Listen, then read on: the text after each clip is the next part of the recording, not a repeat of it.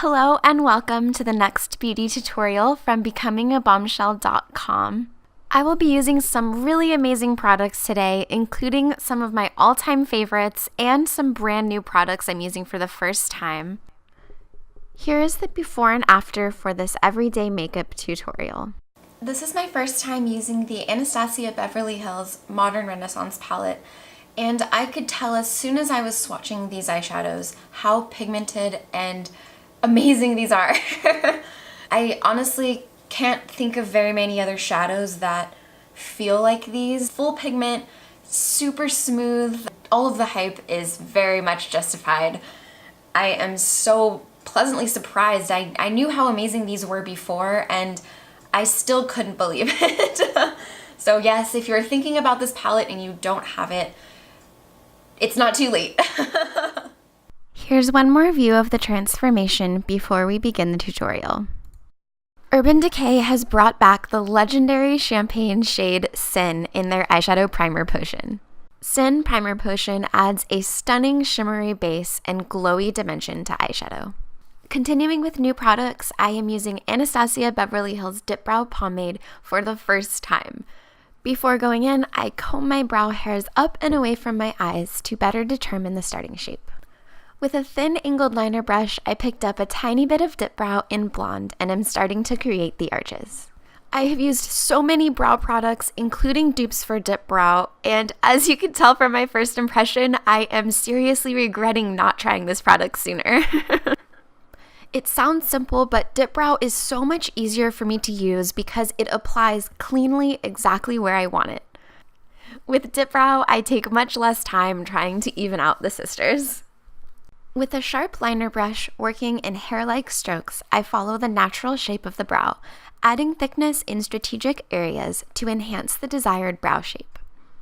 To keep the brows neat and to soften any unsightly lines, I blend with the spoolie side of the Anastasia Brow Wiz pencil.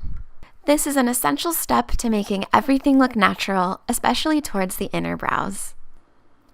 My go-to brow bone shade is used to clean up edges and brighten around the eyebrow.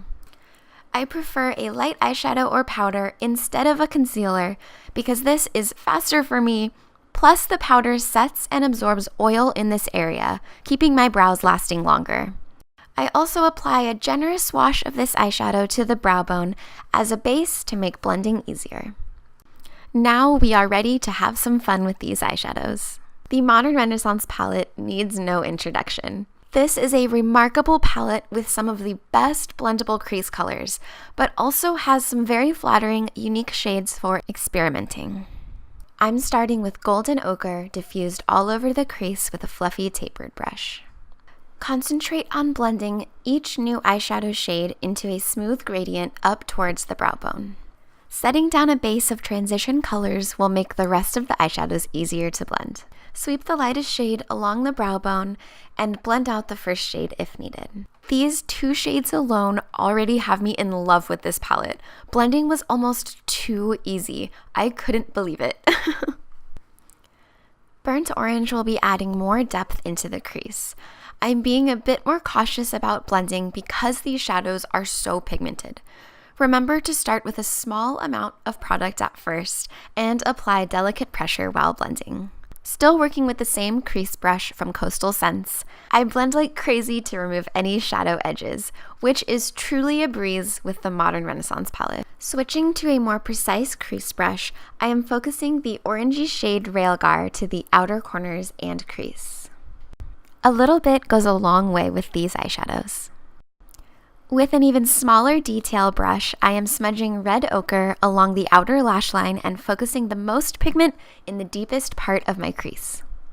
Wipe excess eyeshadow off of this little brush and continue to blend just enough to smooth edges. To take care of all the fallout under my eyes, I'm going to use the Garnier Micellar cleansing water and some Q-tips. This cleansing water is ultra gentle, removes waterproof makeup, never burns my under eye area, and does not need to be rinsed off, all for a really great price. You can see in this next shot what a big difference this step makes, and why I never apply concealer before eyeshadow. To balance the shadow on my lid, I am sweeping Venetian red along the lower lashes with a small angled brush. I also blended towards tear ducts with a bit more burnt orange. The same brush is used with Cypress Umber to further darken the outer lash lines on the top and bottom. The final eyeshadow shade, Primavera, I am applying with setting spray. I just watched YouTube pros Jacqueline Hill and Nikki Tutorials use setting spray with multiple products, and I am taking inspiration to achieve an extra bright foiled finish. Eyeliner today is a simple thin line to define lashes while keeping this look fresh and the focus on the eyeshadow. I use the leftover product on my brush to smudge the lower lash line. After carefully aligning my eyelashes, I curl multiple times upwards as I move along the length of my lashes. Immediately after curling, I am applying L'Oreal Telescopic Mascara in Carbon Black. For me, this mascara works best lifting straight up for the top lashes and wiggling the wand while combing through the bottom lashes. This mascara is richly pigmented and makes a big impact. My trick for even more definition is to clean your favorite mascara wand after finishing the tube and comb through any mascara for perfect lash separation. I did this with Benefit's They're Real mascara off camera. Flirty lashes complete this modern renaissance tutorial. Here is another look at the before and after, and a few more final shots of the finished makeup. Please subscribe to Becoming a Bombshell for the latest videos, and visit becomingabombshell.com for all of the product details, HG photos, and much, much more. I hope to see you there, and thank you so much for watching. Thanks, guys.